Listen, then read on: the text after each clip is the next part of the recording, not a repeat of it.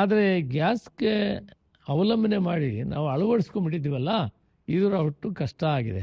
ಆದ್ದರಿಂದ ನಾವು ಇವತ್ತಿನಿಂದ ಇದನ್ನು ಕೂಡ ಅರ್ಥ ಮಾಡ್ಕೋಬೇಕಾಗುತ್ತೆ. ನಾವು ಕೂಡ ಈಗ ಇದರಿಂದ ಒಂದು ಹೊಸ ಪಾಠ ಕಲಿತು ಆಯಿತು. ಇವತ್ತಾದರೂ ಇಂಥ ಕಷ್ಟ ಬಂದಾಗ ದೇಶ ನಮ್ಮ ಕಾಲ ಮೇಲೆ ನಾವು ನಿಂತಬೇಕು, ಅವಲಂಬನೆ ಇರಬೇಕಂದರೆ ಇವತ್ತು ನಾವು ಗ್ರೀನ್ ಎನರ್ಜಿಯನ್ನು ನಮಗೆ ಎಷ್ಟು ಬೇಕಾಗ್ತದೆ ಅಷ್ಟು ಮಾಡೋ ಪ್ರಯತ್ನವನ್ನು ಶೀಘ್ರವಾಗಿ ಮಾಡಬೇಕು. ರಾಜ್ಯನೂ ಮಾಡಬೇಕು, ರಾಷ್ಟ್ರನೂ ಮಾಡಬೇಕು. ಅದರ ಮುಖಾಂತರ ನಾವು ಇದೊಂದರಲ್ಲಿ ಕೂಡ ನಾವು ಇಕ್ಕಟ್ಟಿನಲ್ಲಿದ್ದೀವಿ. ಮಿಕ್ಕಿದ್ದೆಲ್ಲದರಲ್ಲಿ ಸೈನ್ಸ್ ಆ್ಯಂಡ್ ಟೆಕ್ನಾಲಜಿ ಆಗ್ಬೋದು, ಆ ಫುಡ್ ಗ್ರೈನ್ ಪ್ರೊಡಕ್ಷನ್ನಲ್ಲಿ ಆಗ್ಬೋದು, ಇಂಜಿನಿಯರಿಂಗ್ ಡಿವಿಷನ್ನಲ್ಲಿ ಆಗಲಿ, ಎಲ್ಲದರಲ್ಲಿ ಕೂಡ ನಾವು ಸರಿಯಾಗಿ ಮುಂದೆ ಸಾಗಿದ್ದೀವಿ. ಅದಕ್ಕೆ ನಾನು ಗ್ರಾಹಕರಲ್ಲಿ ಮತ್ತೊಮ್ಮೆ ಮನವಿ ಮಾಡ್ತೀನಿ, ಮಿತಿ ವ್ಯಯ ಮಾಡಿ, ಆತಂಕ ಬೇಡ.